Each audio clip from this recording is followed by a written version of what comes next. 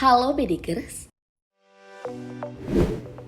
Akhir-akhir ini, kinerja keuangan badan usaha milik negara atau BUMN sedang menjadi sorotan. Hal itu dipicu karena semakin memburuknya laporan keuangan yang dialami.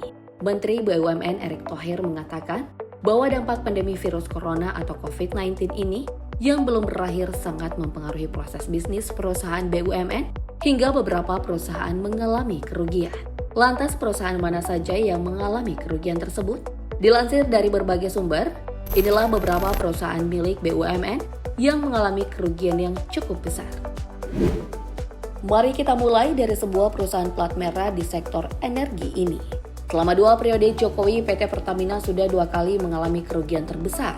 Catatan utang terbesar PT Pertamina ini ditorehkan pada semester 1 2020 yang mengalami rugi bersih sebesar 767,92 juta US dollar atau sekitar 11,28 triliun rupiah. Angka ini berbeda jauh dengan raihan laba bersih 659,96 juta US dollar pada semester 1 2019. Kerugian besar ini di paruh pertama pada tahun tersebut terjadi lantaran total penjualan dan pendapatan usaha lainnya ambles 24,7%, yakni 368 miliar rupiah menjadi 295 miliar rupiah. Tak hanya dari tahun 2020 lalu, tahun ini hal itu kembali terjadi. Kerugian Pertamina di tahun ini terjadi lebih besar dibandingkan tahun-tahun sebelumnya. Hal itu terjadi setelah adanya lonjakan harga batu bara dan minyak mentah global. Sebelumnya, Menteri Keuangan Sri Mulyani Indrawati mencatat defisit arus kas Pertamina mencapai 35,86 triliun rupiah. Defisit ini terjadi per Maret 2022 lantaran Pertamina tak menaikkan harga BBM pada saat harga minyak mentah dunia mengalami lonjakan. Bahkan sepanjang 2022, defisit kas Pertamina diperkirakan mencapai 191,2 triliun rupiah. Gak tanggung-tanggung ya nominalnya.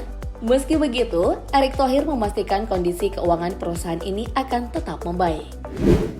Baru-baru ini persoalan dana haji juga menjadi perbincangan hangat di media.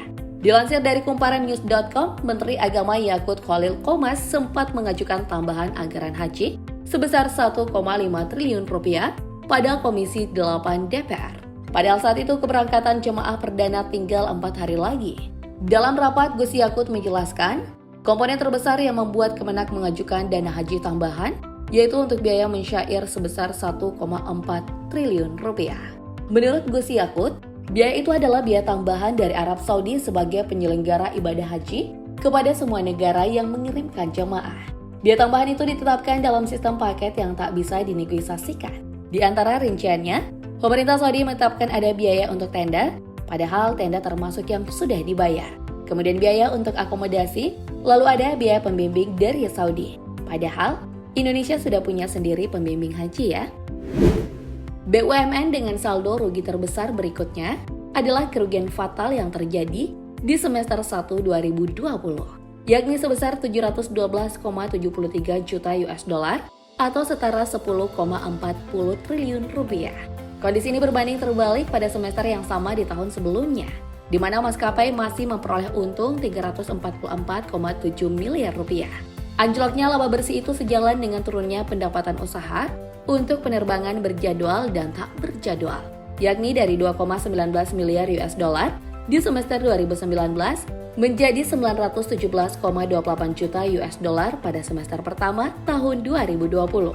Utang perusahaan juga membengkak dari 3,74 miliar US dollar di paruh pertama 2019 menjadi 10,37 miliar US dollar di semester 1 2020. Sementara arus kas Garuda Indonesia juga terpangkas hingga 48,6% menjadi 165,41 juta US dollar atau setara 2,3 triliun rupiah. PT Hutama Karya ini pernah tercatat dengan penurunan tajam pada kinerja keuangan di semester 1 2020. Laba bersih perseroan tergerus 95,83% yang turun dari 1,10 triliun rupiah pada semester 1 2019 menjadi 46,13 miliar rupiah. Terpuruknya laba bersih Hutama Karya salah satunya dipicu pembengkakan biaya keuangan, yakni dari 148,90 miliar rupiah di semester 1 2019 menjadi 992,03 miliar rupiah pada 6 bulan pertama di tahun 2020. Liabilitas atau utang perseroan secara tahunan atau year on year juga ikut membesar 20,7% menjadi 82,90 triliun rupiah. Di sisi lain, pendapatan BUMN di sektor infrastruktur ini masih menguat tipis dari 7,75 triliun rupiah di semester 1 2019 menjadi 7,78 triliun rupiah di semester 1 2020. Hasilnya, beban pokok pendapatan juga meningkat dari sebesar 6,44 triliun rupiah menjadi 6,58 triliun rupiah.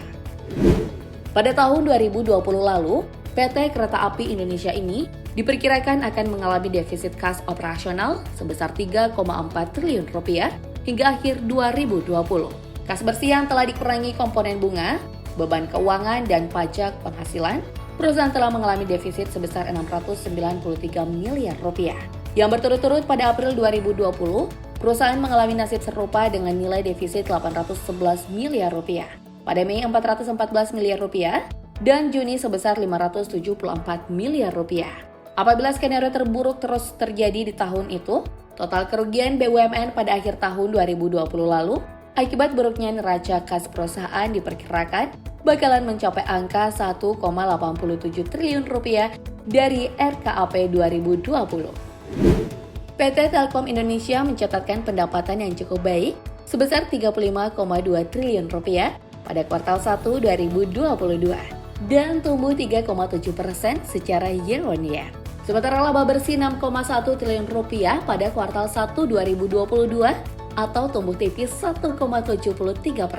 Tipisnya laba emiten bermode saham Telkom itu lantaran adanya satu pos, yakni kerugian yang belum direalisasi dari perubahan nilai wajar atas investasi Telkomsel di saham GoTo sebesar 893 miliar rupiah. Hal itu diklaim menjadi kerugian bagi PT Telkom Indonesia. Tunggakan pembayaran utang Program Jaminan Kesehatan Nasional atau JKN kepada distributor farmasi di tahun 2019 pernah mengalami pembengkakan. Hal ini membuat perusahaan farmasi kesulitan mengatur cash flow hingga mengakibatkan bangkrut. Saat itu utang fasilitas kesehatan ke distributor obat yang sudah jatuh tempo di akhir November 2019 diperkirakan mencapai 6 triliun rupiah. Angka itu belum termasuk tunggakan apotik program rujuk balik BPJS Kesehatan ke distributor farmasi yang diperkirakan lebih dari 1 triliun rupiah. Direktur Eksekutif Gabungan Perusahaan Farmasi Indonesia Darut Jatun Sanusi menyebutkan, meski pemerintah sudah mencairkan dana tambahan BPJS sebesar 9,3 triliun rupiah di akhir November 2019, namun berdasarkan pantauan dari GPMI, para distributor farmasi hanya menerima kucuran dana dari Vaskes CKN sekitar 450 miliar rupiah atau sekitar 5% saja.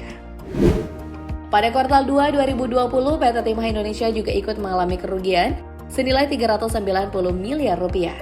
Minusnya laba periode 2020 ini disebabkan akibat penjualan logam timah yang anjlok hingga Juni 2020. Penjualan logam timah pada kuartal 2 2020 hanya 13,955 ton atau anjlok 75% jika dibandingkan penjualan di akhir 2019 sebanyak 67,704 ton. Namun pada Mei 2020, perusahaan justru meraup laba 43 miliar rupiah dan Juni 2020 naik lagi jadi 50 miliar rupiah. Namun jika dihitung rata pada kuartal 2 2020, minus 390 miliar rupiah.